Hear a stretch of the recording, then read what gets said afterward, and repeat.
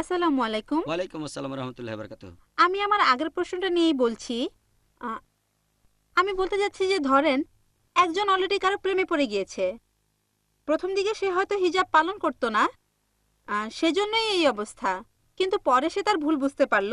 আ তখন যে প্রেমে পড়েছে তাকে এই ব্যাপারটা কিভাবে বোঝানো যায়? আপনি এখানে কি উপদেশ দেবেন? যাতে দৃষ্টি সংযত থাকে আর হিজাব বজায় থাকে, যাতে করে সে নিজেকে নিয়ন্ত্রণে রাখতে পারে। যেমন দৃষ্টি সংযত রাখা ইত্যাদি। বোন প্রশ্ন করলেন যে একটা ছেলে বা মেয়ে, একজন টিনেজার, আপনার আগের প্রশ্ন, সে প্রেমে পড়েছে। এগুলোর কারণ কিছু অভ্যাস, তাকানো, অবাধ মেলামেশা করা। এখন সে বুঝতে পেরেছে, তাকে কি উপদেশ দেব যাতে সে বের হতে পারে। এখানে প্রশ্নটা হলো প্রেমে পড়া নিয়ে। কতটা প্রেমে পড়েছে সেটা গুরুত্বপূর্ণ। প্রথমে একটা সার্ভে করতে হবে সে কতখানি প্রেমে পড়েছে, তার প্রেমের গভীরতা কতখানি, ছেলেটা ইসলামিক শরিয়ার কোন লেভেলে পড়ছে অথবা সেই মেয়েটা। প্রথমে এই সার্ভেটা করব, তারপর আমি তাদের উপদেশ দেব। যদি এটা সামান্য মুগ্ধতা হয় যে সে হয়তো হিজাবের কিছুটা নিয়ম ভেঙেছে বা অবাধ মেলামেশা, একটু আধটু হ্যান্ডশেক আর বাইরে বের হয়, এমন হলে বোঝানো সহজ হবে। কিন্তু যদি এই প্রেমটা খুব তীব্র আকারের হয়, যে তার সাথে সম্পর্ক ছিল, এমন হলে ব্যাপারটা আলাদা। ঠিক, পবিত্র কোরআন বলছে সূরা নূরের 24 নম্বর অধ্যায়ে 3 নম্বর আয়াতে যে একজন ব্যভিচারিণীকে একজন ব্যভিচারী বা মুশরিক ছাড়া অন্য কেউ বিয়ে করে না। জানির জন্য জানিয়াত, আর জানিয়াত তার জন্য জানি।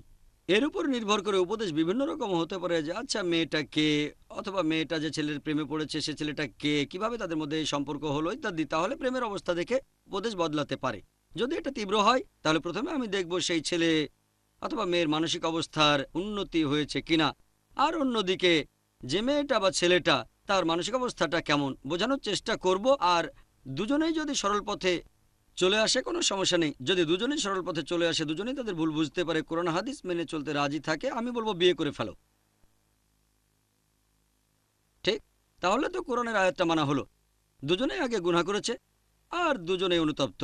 যদি তাদের মধ্যে গভীর সম্পর্ক তৈরি না হয় তখন বলা যেতে পারে এটা আসলে মুগ্ধতা, এটা ঠিক হয়নি, এটা থেকে দূরে থাকো। এছাড়াও বলবো ইসলাম ধর্মের কাছাকাছি চলে আসেন, পবিত্র কোরআন পড়েন, বলবো বিভিন্ন ইসলামিক লেকচার দেখেন। এখানে একটা গুরুত্বপূর্ণ ব্যাপার হলো দৃষ্টি নিচু করা। যখনই আপনার সামনে বিপরীত লিঙ্গের কেউ আসছে, সে হয়তো আপনার মাহরাম নয়, দৃষ্টি নিচু করবেন। এটা খুবই গুরুত্বপূর্ণ, এটা খুবই ইম্পর্ট্যান্ট। কারণ আপনি যদি দৃষ্টি নিচু করে বিপরীত লিঙ্গের সাথে কথা বলেন তাহলে মুগ্ধতা আসার সম্ভাবনাটা কম। কিন্তু যদি প্রত্যেক দিন দৃষ্টি নিচু করে আধ ঘন্টা করে কথা বলেন, সে ক্লাসমেট হলেও সমস্যা হয়ে যাবে। মাথা নিচু করে কথা বলাটা কয়েকদিন চললে মুগ্ধতা আসতে পারে, এরকম। তাই অপ্রয়োজনে বিপরীত লিঙ্গের সাথে কথা না বলাটাই বেশি ভালো। কি খবর, কোথায় যাচ্ছ? বাইরে গিয়েছিলাম। ও, আমি গিয়েছিলাম সিঙ্গাপুরে, ছুটি কাটাতে। কেমন কাটালে? খুব ভালো। শেষ কোন সিনেমাটা দেখেছো?